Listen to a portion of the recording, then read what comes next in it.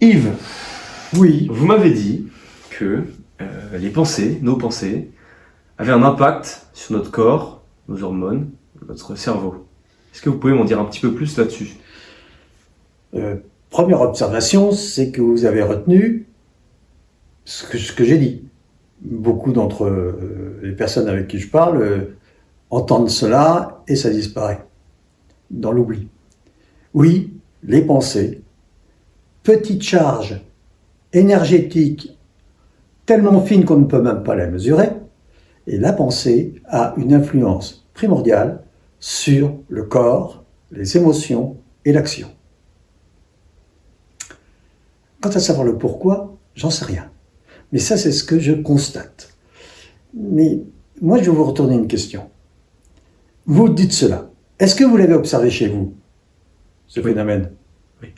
Vous pouvez me donner un exemple? Si je me lève le matin en me disant que la journée va être mauvaise et triste, la journée va inévitablement être mauvaise et triste. Est-ce que ça fait référence à ce que vous dites ou pas? Oui, si ce n'est que vous oubliez l'immédiat. Parce que vous avez une pensée, ah, il fait triste, et puis je suis triste, et puis parce que vous sentez la tristesse en vous, puis il suffit que votre petit ami arrive, la tristesse a disparu. Donc en tout cas, c'est extrêmement fluide tout cela. Donc c'est pas pour toute la journée. C'est la pensée, l'interaction pensée et corps, c'est immédiat. Quel est votre plat préféré? La tartiflette. La tartiflette? Ouais, Ok, pensez à une bonne tartiflette. Qu'est-ce qui se passe? ça va beaucoup mieux. D'abord. Et puis dans la bouche, Je salive. vous salivez, hein? Je salive. Vous commencez même à la Je ressentir. me vois en montagne. Hein, vous voyez que tout le corps se commence à se préparer à cette tartiflette et puis vous allez peut-être le frustrer parce que justement il n'y a pas de tartiflette. Et brusquement, il n'y a pas de tartiflette. Qu'est-ce qui se passe? Un petit peu frustré, j'ai envie de partir dans la cuisine et d'en faire une. Ben voilà. Vous touchez du doigt quelque chose que nous faisons d'une façon tout à fait spontanée, automatique, et nous ne nous rendons pas compte de la puissance que cette observation contient. Une puissance absolument fantastique. Maîtrisez un tout petit peu vos pensées et vous vivrez dans un autre monde. Je proposais un exercice à mes clients quand j'habitais à Paris, même des clients juridiques. Comme mon cabinet était sur les Champs-Élysées, donc j'avais le choix des expériences. Je leur disais d'aller dans le côté nord des Champs-Élysées, qui sont à ce moment-là toujours à l'ombre, de remonter les Champs-Élysées en faisant la gueule. Non mais vraiment en faisant la gueule, en ayant le regard fuyant, en évitant les gens. Pas suspicieux, parce que si vous êtes trop suspicieux, vous risquez d'avoir à ce moment-là la visite de la maréchaussée. C'était peut-être pas uniquement ça qui est intéressant. Mais comme quoi il y a un effet. Et vous observez l'attitude des gens que vous croisez. Les regards, les attitudes corporelles. Qu'est-ce qui se passe? Vous notez. Puis quand vous êtes arrivé à l'Étoile, vous traversez et vous descendez, côté sud. Et là, vous vous imprégnez d'un vrai bonheur en vous. Vous vous imprégnez d'un sourire, les yeux pétillent, tout cela. Et vous descendez très détendu en regardant les gens, en les regardant. Oui, mais vous dites rien, seulement les regarder, un petit sourire. Et peut-être un grand sourire, peut-être un magnifique sourire lorsque vous voyez une jolie femme qui vous attire. Allez, vous en profitez. Et voyez ce qui se passe. Quand vous êtes arrivé en bas, est-ce que c'est le même monde? Est-ce que c'est le même monde que vous avez quitté un quart d'heure avant? Pas du tout. Vous êtes le même. Vous avez seulement changé vos croyances à l'intérieur. Vous avez créé un sentiment à l'intérieur. Ce sentiment, vous pouvez le créer à tout moment. Il n'est jamais imposé. Quelle que soit la souffrance que vous avez, le sentiment n'est jamais imposé par les événements. C'est vous qui participez et c'est vous qui le créez. Et là, quand vous faites ce genre d'expérience, vous dites, ben oui, les gens sont devenus sympathiques. Ils sont pas venus. Les autres aussi, les autres, ils n'étaient pas antipathiques. Ils répondaient à votre humeur. Parce que tous les autres qui ne vous connaissent pas répondent à votre humeur. Si vous vous promenez avec un beau costume et que le lendemain vous descendez déguisé en clochard, vous allez voir les réactions. Eh bien, ça c'est les habits extérieurs. Mais ce qui est extraordinaire, c'est que les pensées, c'est votre costume. C'est votre costume à vous. Et les autres voient votre costume. Ils ne savent pas, ils ne peuvent pas le décrire, ils le ressentent seulement. Hein? Quand vous êtes heureux, eh bien vous avez le costume du bonheur. Et ça les attire. Si vous dites, tiens, je vais être sexy, alors vous pensez sexy, mais vraiment, etc., vous verrez l'attitude des femmes qui va changer autour de vous. Essayez. Alors vous, mesdames, je ne vais pas vous demander d'être joué au jeune homme. C'est vous pouvez, à 50 ans et plus, même à 80 ans, même à 90 ans, être sexy. C'est une question d'attitude à l'intérieur. C'est une question de savoir comment le corps va se positionner, comment il va faire ses gestes, comment le regard va devenir un peu plus, comment dire, il va être attentif à vous, il va regarder à l'autre, il va regarder. Oui, il y a toute une série de choses et vous allez trouver le bonheur en disant je suis sexy. Vous allez sentir même des effets, des sensations particulières. Et là, vous allez avoir des réponses tout à fait surprenantes. Tout à fait surprenantes. C'est ce que je vous demande. Moi, je ne demande qu'à vous guider là-dedans et que vous fassiez vos expériences. À un certain moment, avec des amis, je voulais créer une boutique cosmétique sans cosmétique. Rendre les femmes belles sans le moindre onguent. Vous vous rendez compte? Eh bien, c'est tout à fait possible. C'est tout à fait possible. Parce que les croyances que vous mettez sur votre corps, c'est ce que l'autre va voir.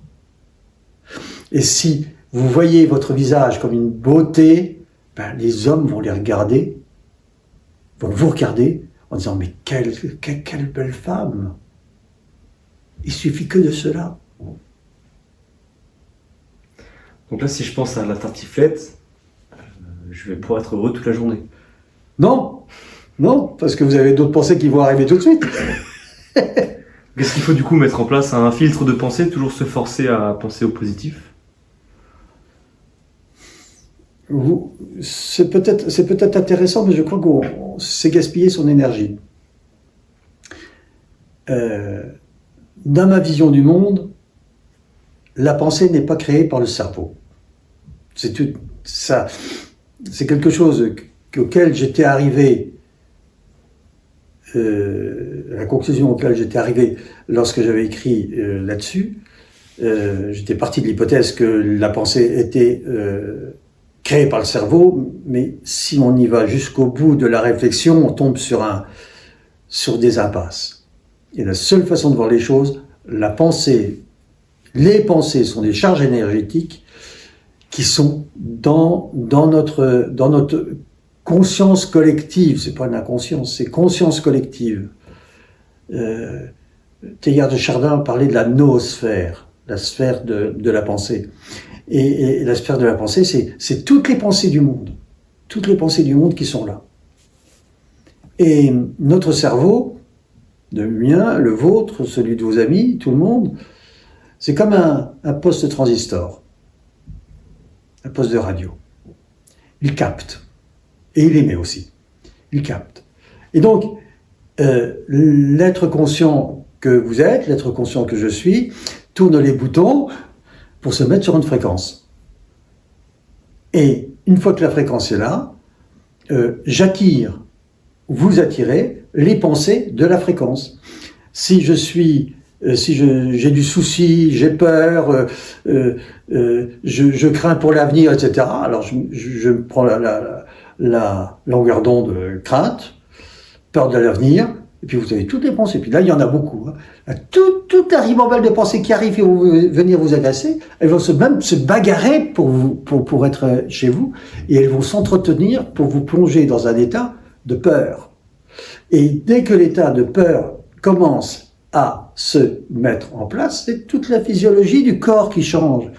Les muscles qui vont commencer à se contracter, les hormones de peur qui vont circuler dans le sang, et ça peut aller très très loin, très très loin. Uniquement parce que vous avez capté. Vous tournez le bouton, vous prenez le canal bonheur, tout change, tout change. Et à partir du moment où vous comprenez que c'est cela, le filtre, il n'y en a pas à mettre de filtre. C'est changer la fréquence, c'est tout. Mais vous pouvez pas filtrer les pensées. Il y en a trop qui arrivent à la fois. Beaucoup trop. Ça circule. Et ça tourne en boucle. Parce que une fois que la pensée est bien installée, elle veut pas que les autres viennent. Donc elles font la bagarre. Et pour cela, il faut occuper la ligne. C'est exactement le problème des radios. Il faut occuper la ligne. Donc on occupe la ligne, on tourne en boucle. Hein. Maman j'ai peur, ça revient. Et puis ça revient. Et à chaque fois, ça s'affirme. Et en même temps, on rejette toutes les autres pensées possibles. Et comment est-ce que on change de fréquence? C'est une décision tellement simple.